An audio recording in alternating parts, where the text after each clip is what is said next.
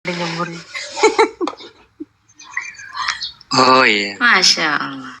Pagi-pagi ini nggak dinas kan, Evi? Libur. Alhamdulillah merdeka minggu ini. Oh, Masya Allah. Ya juga di sini apa namanya semalam hujan ya sampai siang ini. Masya Allah. Dan sekarang sudah hujan rezeki ya. Iya, mendung di sini.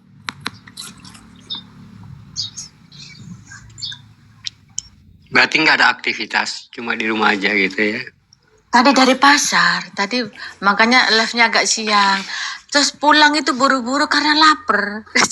Dulu itu ya, masih muda itu umur 30-40 ya. Itu ketemu nasi itu 4 hari itu baru ketemu. Itu tahan kuat. Sampai anak-anak tuh geleng-geleng kepala. Kok bisa ya, Mak? Nggak tahu. Sekarang baru jam 9 udah kriuk-kriuk. Setengah 9 udah Ayo Pak cepet pulang Pak. Kenapa? Perutku sakit. Udah lower ini ya, onderdil tubuhnya. Iya, makanya kadang-kadang penyakit itu bisa sembuh dari ketenangan ya, kebebasan ya, penyakit ya. Apalagi kita memiliki penyakit-penyakit kayak asam lambung atau GERD. Itu sebenarnya cara penyembuhannya sungguh mudah ya, sangat mudah. Kita pergi aja berhibur ya, menghiburkan diri di tempat mungkin kita bertamasya kemana, kalau orang orang Malaysia bilang kita pergi turis ya. Oh, bukan melencong. Pergi melancong ya, pergi melancong. Padahal kalau di sini melencong itu miring. Iya. Dengan hiburan itulah kadang-kadang penyakit itu kita lupakan di situ. Masya Allah. Begitu. Ya, kita lupakan. Jadi penyakitnya ketinggalan di toko ya kan. Iya. Makanya kadang-kadang orang yang penyakitan itu kalau sudah ketemu dokter sudah sembuh dia. Masya Allah. Itu aku dulu gitu. Karena ke dokter itu dipaksa. Karena kan nggak enak ini badannya panas ini. Ke dokter itu dipegang-pegang udah sembuh. Iya, sudah sembuh karena memang di situ hati kita sudah tenang ya, sudah Masya merasa Allah. sudah tenang gitu. Itu loh katanya Alvarez. Nah ya Alvarez biar lurus di seluruh refreshing. Iya. Makanya yang membuat kita rentan sakit-sakitan itu ya mungkin ya pikiran kita itu. Ya, pikiran kita yang mengada-ngada, pikiran kita yang membuat-buat ya. Sehingga kita itu merasa kayak gimana gitu, takut, kayak gimana. Padahal itu semua pikiran ya. Makanya saat pikiran ini proses, makanya otak dia rekam di situ. Ya. Dia merekam menimbulkan satu kayak gimana ya, satu rasa gitu. Jadi kita merasa takut di situ. Ya, Masya Allah. Nah, jadi butuhnya kita refreshing atau jalan-jalan atau kita ada keluarga ya, bawa keluarga kita jalan kayak gimana gitu. Ya mungkin silakan yang mau bernarasi, Kak Evi silakan. Nggak ada. Tadi juga Bang hamba Allah yang narasi. Atau ada yang mau bertanya, Kak Evi makan apa ini? Makan itu gorengan tape digoreng. Oh, tape digoreng. Dikasih tepung. Tape itu singkong temennya keju. Oh, tape digoreng ya. Tape itu kan nggak bisa digoreng, dia berair gitu ya. Dikasih tepung nggak berair. Oh, tapi singkong. Iya, terus ada bajunya itu tepungnya terus dilumurin tepung terus digoreng, ada selimutnya. Itu Bunda di situ namanya Bunda. Nggak tahu namanya apa. Tadi tuh sebenarnya mau beli pisang gorengnya tinggal dikit-dikit, tinggal 3 cuma kurang bagus lah, jadi beli tape. Itu Pak Alfarizi lagi sakit gigi katanya itu. Kasih. Dia tidak mau sekutu dengan manusia. Ya. Artinya ilmu ini memang dia tidak mau sekutu dengan pemahaman lain. Artinya dia tidak mau sekutu dengan tentang bagaimana kecerdasan manusia. Kecerdasan manusia itulah artinya dengan kecerdasan manusia seperti diselidiki pada ilmu-ilmu sains. Apabila dia mendapatkan sesuatu yang memang tertera di dalam Al-Quran, itu satu kelebihan dari ilmu itu. Tapi tidak bisa kita menggabungkan, ya. Makanya semua ada jurusannya. Ya, contohnya saya jurusannya dalam akademik tauhidun ya, berdakwah. Ya, bukan dalam informatika atau kayak gimana yang lainnya. Saya duduknya di situ di dakwah itu. Ya, jurusan saya. Jadi tidak bisa, ya. Makanya seperti beliau yang mana yang di TikTok yang viral ini kadang-kadang dia meluruskan dengan akal. Dengan dia masih dalam potensi iman. Ya, dia masih memakai akal, logika, kecerdasan manusia. Apabila kita mendengarkan kecerdasan manusia dan dia sesuai dengan apa yang di Al-Quran, itulah yang dikatakan kebesaran Al-Quran itu. Ya, artinya kebenaran Al-Quran itu, yang kebenaran yang didapatkan dalam sains atau di mana ya, itulah kebenaran. Tapi tidak bisa kita hubungkan di sini, gitu. Nah, contohnya macam Cigo Bubu ya, kalau dia mendengarkan tentang sains ataupun tentang biologi, tentang kecerdasan manusia, ya, berarti dia harus memandang kepada room lain, gitu ya. Makanya tidak bisa kita gabungkan, ya, macam contohnya Abawaskito tentang bagaimana akademis, tidak bisa, sebenarnya tidak bisa. Ya, harus dia berpotensi Al-Quran itu sendiri. Ya, tidak ada kecerdasan manusia di situ. Ya, melainkan kecerdasan Allah itu sendiri. Ya, kecerdasan Allah itu sendiri. Makanya minal jinati di situ kan sudah diterangkan minal jinati. Ya, buang kecerdasanmu di situ. Ya, dan apabila ada yang mengkaji tentang sains, tentang biologi, tentang fisika lewat Al-Quran, ya alhamdulillah, memang kebesaran Al-Quran begitu, tapi tidak dalam hukumnya tidak bisa digabungkan. Ya. Ya, itulah kelebihan Allah, itulah kebesaran Allah. Dalam sains-sains itu terbukti semua apa yang dikatakan di dalam Al-Quran. Ya, tapi dia tidak bisa digabungkan dengan kata-kata Allah di dalam Al-Quran itu, tidak bisa. Ya, cuma kelebihannya ya dimanapun terdapat ya, dimanapun dia akan kelihatan kebenaran, mau di biologis, mau di mana di fisika atau di matematika tentang falaki akan terbukti semuanya. Ya, akan terbukti. Itulah kebesaran Al-Quran itu, tapi dia tidak bisa digabungkan gitu. Ya, makanya sudah dikatakan minal jinati wanas. Ya, wanas itu ya manusia, pemikiran manusia. Ya, makanya tidak bisa kita memahamkan tauhid ini dengan perjalanan pikiran kita yang pernah kita alami, tidak bisa. Ya, harus sesuai dengan memang di dalam Al-Quran itu, tidak bisa. Ya, sampai kita nyambung memahamkan sampai perjalanan diri kita tuh kita pahamkan semua. Tidak bisa. Pokoknya yang penting sudah cocok, ini penempatannya, ini sudah oke dah. Tidak bisa. Ya. Begitu. Tidak bisa. Makanya kadang-kadang orang yang paham itu mendengarkan itu bingung dia. Ya. Ya, ada sebagian orang-orang memahamkan, saya bingung sendiri saya di situ. Ya, ini bagaimana penempatannya nih? Karena memang tidak ada aturannya gitu ya. Dia sudah menggabung-gabungkan. Ya, seperti di room-room lain atau di mana. Itu kadang-kadang kita bingung dengar. Ya, memang karena kalau kita memang membahas tentang Tuhan, ya, artinya kita mengkaji, mengenal Tuhan, itu tidak bisa dibawa-bawa dengan kecerdasan dunia atau kecerdasan makhluk, tidak bisa. Ya. Tapi dengan pemahaman itulah yang membuktikan adanya kebenaran tadi ya, munculnya di sains, munculnya di fisika, munculnya di matematika, itulah kebesarannya. Tapi semua ini yang kebesaran itu tidak bisa digabungkan. Ya, makanya dia menyendiri di situ, dia tersendiri. Ya, contohnya sifatnya Allah. Ya, sifat ini bukan Allah. Ya. Padahal sifat ini yang membentuk segala rupa bagaimana.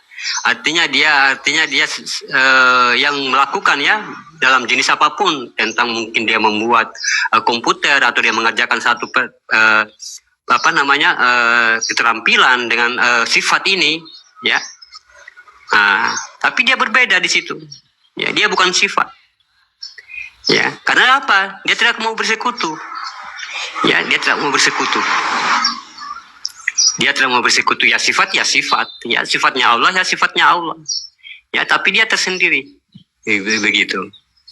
Ya, tidak bisa kita menggabung-gabungkan. Ya, makanya dia harus peraturan, butuh peraturan. Ya, peraturan yang memang yang memang sudah disahkan dalam tauhid itu. Tidak bisa hanya kita memahamkan langsung, makin lama tuh makin kita terbawa pokoknya sampai kita menggabung-gabungkan.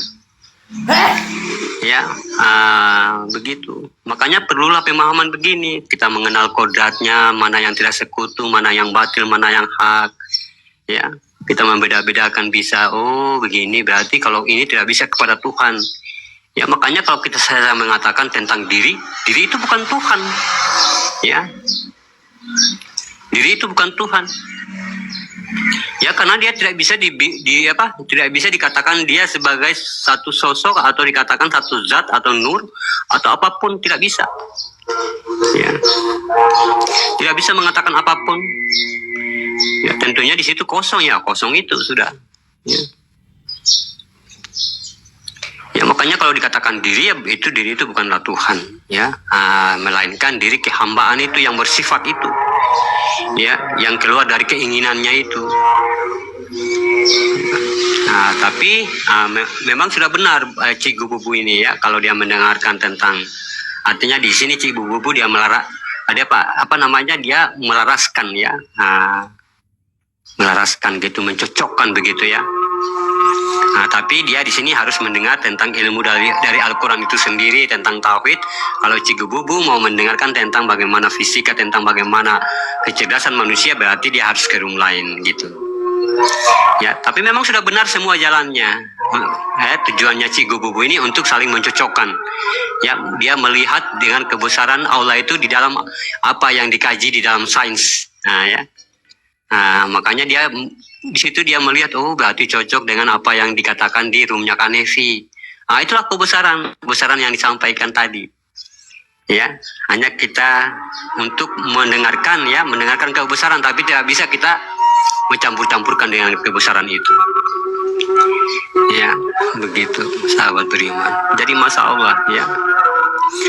Makanya ada pemahaman yang memang dia betul, pemahaman itu betul kita dengar. Tapi dia nggak bermanfaat begitu, ya. Itu yang dikatakan qiraat dan qiraat, ya, baca arti dan ayat. Memang benar dia sampaikan, ya, betul dia sampaikan. Tapi dia tidak mengena, dia tidak bermanfaat, dia tidak berguna bagi diri kita, karena memang nggak ada tujuannya di situ. Tapi kalau secara batin, secara hakikat, secara ilmu, dia memang artinya tidak tepat dibicarakan, tidak masuk akal begitu. Tapi dia mengena, ada tujuannya, dia mengena dengan dalam diri kita. Begitu sahabat beriman. Makanya dikatakan Al-Quran ini tidak ada samanya dengan yang lain, ya. Tidak ada samanya dengan kitab lain. Kitab lain itu kan dia menaruh kepercayaan kepada arti. Ya, dia menyandarkan keyakinan kepada arti. Tapi kalau Al-Quran tidak, kepada makna. Ya, makanya makna itu walaupun dia macam kayak tidak masuk akal, ya. Karena memang dia tidak mau menyekutu dengan manusia. Dia bersekutu dengan manusia. Dia tidak mau menyatu dengan akal. Ya. Dia tidak mau menyatu dengan akal. Dia tidak mau bersatu dengan satu pihak atau dikatakan makhluk. Dia tidak mau. Yang hanya mampu menerimanya adalah diri, hati. Itu yang menerima. Ya, makanya yang menerima pemahaman ini cukup orang-orang yang membuka batinnya, lapangkanlah dada. Ya, cukup orang-orang yang melampangkan dadanya, membuka pintu hatinya. Ya, kalau secara akal memang dia nggak mau dia, karena memang manusia potensinya akal tuh, ya. Gitu, ya. Jadi udah kita paham di sini, ya. Makanya kadang-kadang kenapa di dalam Al-Quran kalau kita mengkaji kita bisa buat senjata, ya. Kenapa di dalam Al-Quran kalau kita mengkaji niat kita ingin membuat sesuatu benda pasti ada di dalam Al-Quran, ya. Tapi dia di dalam tutun.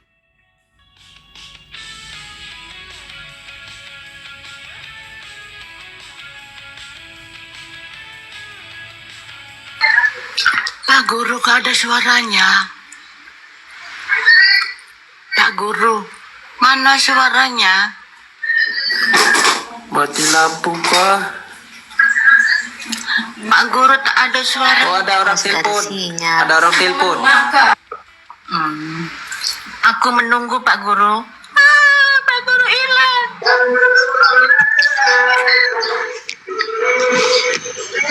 Kamu ngapain tidak duduk, Bang Alan? Ini lagi duduk. Lagi mau duduk, dia masih berdiri. Ini Mau. lagi duduk.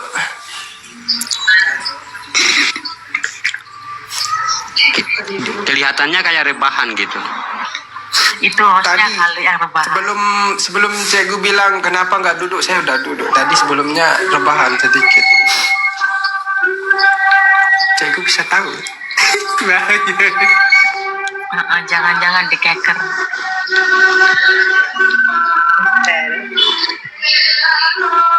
Bilang-bilang dong. Jadi saya udah siap-siap gitu. Mungkin Mbak Marleni ada yang mau ditanya. Mbak Marleni silakan. Nggak ada Pak Guru. Terkadang membuat pertanyaan tuh lebih sulit rupanya. Pahamkan diri kita. Karena paham itu kan Allah sendiri ya. Paham itu Allah sendiri. Makanya memang sudah dikatakan di dalam Al-Quran ya, berlapang-lapanglah kamu dalam majelis. Artinya di situ biarkan pemahaman itu datang sendiri, memahamkan kepada kita. Ya, yang penting kita di sini ada keinginan untuk belajar ya. Karena ini adalah satu memang bekal ya. Bekal untuk kita bagaimana mengenal diri ya. Mengenal diri bukan diri kita tapi diri yang berdiri. Ya, kalau diri ketemu diri bukanlah diri ya. Tapi dia yang berdiri. Ya, makanya di dalam kita memperjalankan sebuah hajat ya kepada Allah yang mengenal Allah ya dan mengenal diri adalah salah satu perjalanan tauhid. Yang dikatakan perjalanan tauhid ini bagaimana dengan perjalanan untuk kembali kepada Allah. Ya. Nah, makanya sebelum kita memasuki wujud daripada kajian akhir di perjalanan itu adalah terlebih dahulu orang yang akan memahami yang dikatakan perjalanan itu adalah orang-orang yang telah mendapatkan pemahaman tauhid. Ya. Makanya kalau kita belum memiliki pemahaman tauhid, kaji ini tidak akan ada artinya. Ya. Kaji ini tidak akan ada artinya, ya. Bahkan mungkin dikatakan ya cuma ocehan gitu ya, cuma ngelantur, ya cuma ya begitu ya, cuma cerita-cerita gitu. Tapi kalau kita sudah mengenal makom tauhid, barulah kita di situ sadar, ya, sadar, ya. Baru di situ dia mulai bekerja batin zat itu. Ya, batin zat, batin nur dan mencerna wahyunya Allah itu yang disampaikan. Makanya di dalam pengenalan awal adalah marifatullah. Kita di sini belajar mengenal Allah. Ya, tapi pernahkah kita berpikir sahabat beriman di sini, siapa yang menyuruh kita untuk mengenal Allah itu? Waalaikumsalam warahmatullahi wabarakatuh. Ya, pernahkah kita berpikir di situ siapa yang memerintahkan kita untuk mengkaji semua ini? Jangan hanya kita mengkaji ya, kita kaji itu dikatakan perintah siapa? Ya, jangan kita melaksanakan perjalanan ruhani dengan bahasa yang tidak memiliki wujud. Ya, makanya tahap awal dari segalanya itu adalah pengenalan. Kalau kita belajar bermarifatullah, mengenal Allah, ya, artinya akan marifatullah ini baru namanya pengenalan awal.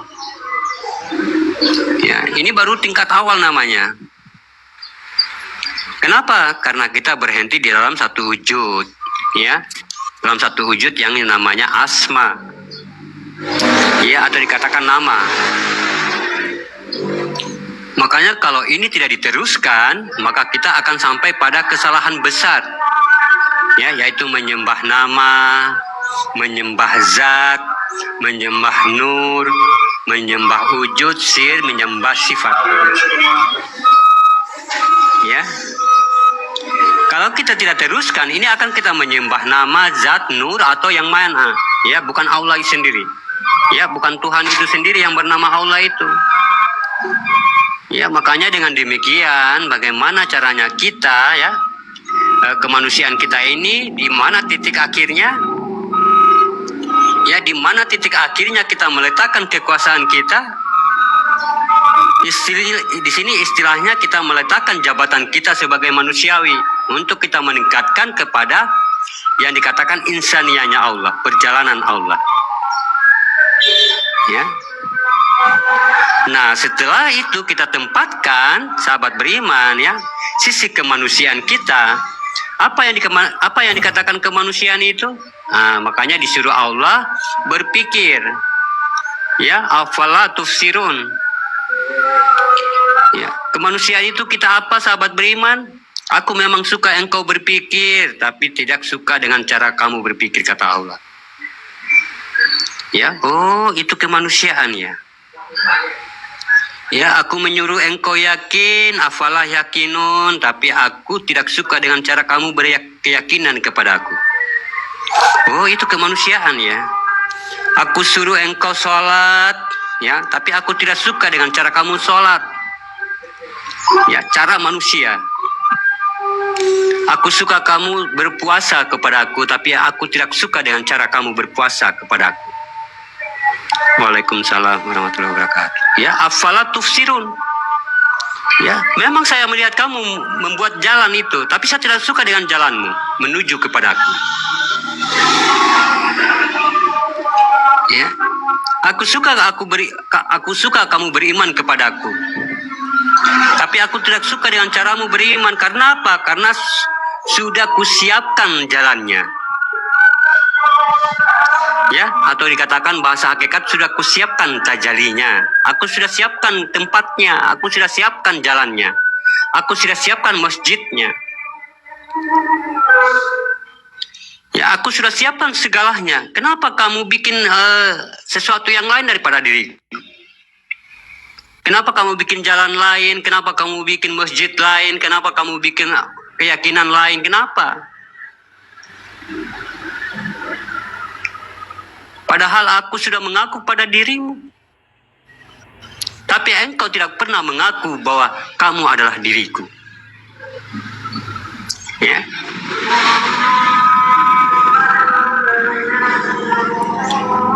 Ya, mana pengakuan Allah terhadap diri kita? Bismillahirrohmanirrohim. Ya, alif lenyap dalam huruf ba, sesungguhnya manusia itu adalah perjalananku. Ya, Allah sudah mengaku dalam bismillahnya, tapi kita tidak pernah sedikit pun mengaku bahwa diri itu adalah dirinya Allah.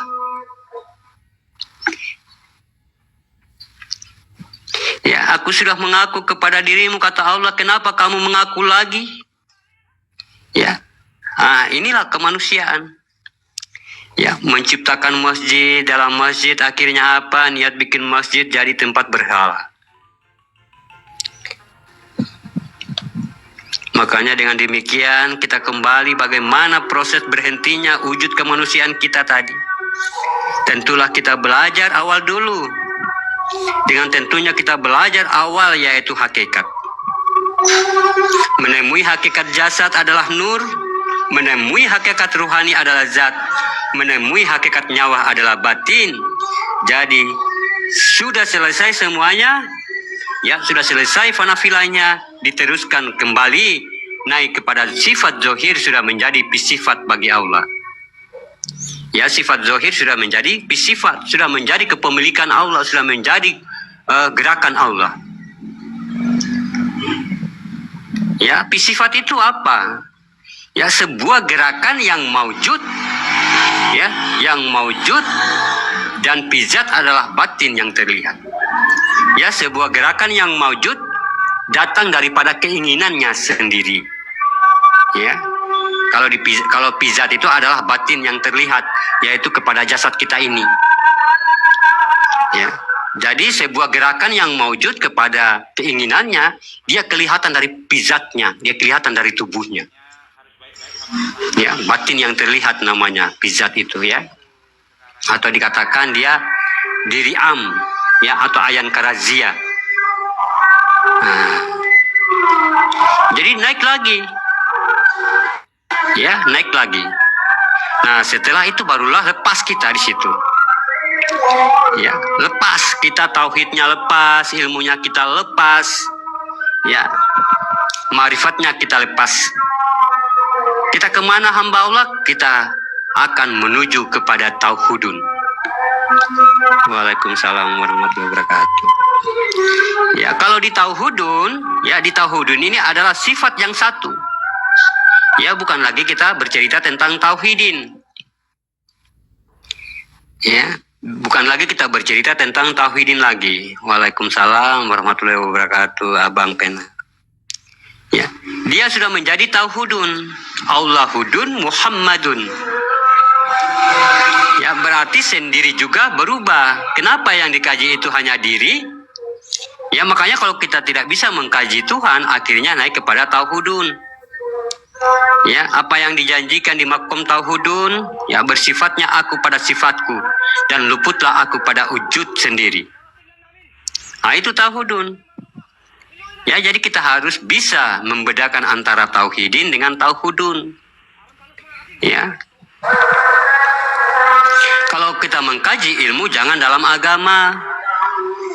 Ya, disebut-sebutlah para wali-wali itu, disebut-sebutlah para makhluk-makhluk, para manusia, ya, disebutlah para wali-wali, ya, para lain-lain malaikat, ya. Ya, agama ini dikatakan ketakwaan seseorang kepada Allah. Itu wujudnya dia amalia. Kodatnya dia iman. Sholatnya dia adalah doa. Itu beda. Ya, maka kita tingkatkan perjalanannya sampai menuju bagaimana kita takwa. Ya, ibarat seseorang mayat disolatkan di depan imam, artinya soal hakikat ke atasnya sudah menuju kodat ilmu. Ya, setelah kita mendapatkan makom tauhidun, maka leburlah fanafila tadi. Ya, leburlah diri yang kosong tadi menjadi wujudnya Allah, menjadi jasadnya Allah. Ya, kalau dia mewujud pada iman, wujud pada tauhidun. Kalau benar-benar kita sudah bisa mengimani, ya, meningkatkan, ya, meningkatkan daripada wujud sifatnya Allah tadi, maka kita akan melihat kepada kebenaran. Setelahnya itu, ya, apa sifat yang akan tunduk kepada wujudnya kembali. Nah, inilah yang menjadi tauhidun. Artinya pengenalan kita lebih meningkatkan perjalanan rohani kita. Nah, jadi kalau kita sudah paham bagaimana kita memperjalankan kerohanian kita kepada Allah, ya, maka inilah yang dikatakan tajalli diri. Ya, rohani itu yang mana sih? Rohani itu bukan berarti harus tidak bisa begitu. Rohani ini tubuh. Kan saya sudah katakan. Lah. Ya, kita ini di dunia, rohani itu nyata. Ya, malaikat itu nyata, semua nyata. Tidak ada, kan saya sudah awal dari katakan, tidak ada istilah goib-goib di dunia ini. Ini nyata. Ya, makanya dikatakan dunia. Dunia itu sebagai bukti, ya, bahwa kamu itu bertuhan. Sebagai bukti bahwa kamu itu memiliki keyakinan dan iman di situ. Ya, jangan kita menganggap kalau tajalli rohani tidak mampu. Rohani itu yang mana? Rohani itu dirimu itu yang kelihatan itu dikatakan rohani. Ya. Itu yang dikatakan rahasia atau sir. Itulah yang akan membawa kamu dalam perjalanan menuju Tuhan. Ya. Ya, silakan Bang Halilintar, ya. Jangan kita mentang-mentang artinya sudah begini, ya, sehingga tidak bisa mampu lihat rohani, bertajalkan. Bukan begitu. Tapi di mana kamu di situ hanya mematikan dirimu sehingga nampaklah jasad itu, ya, kamu jadikan rohani di situ. Oh, ini rohaninya Allah nih. Ya. Bukan tubuh saya lagi, ini rohaninya Allah yang saya lihat. Yang dikatakan rohani itu ya tubuhmu itu. Dia kan sandaran jasad itu. Nah, tapi rohani ini dia hidup karena ada nur. Ya, nur dari mana? Dari keinginannya tadi. Ya.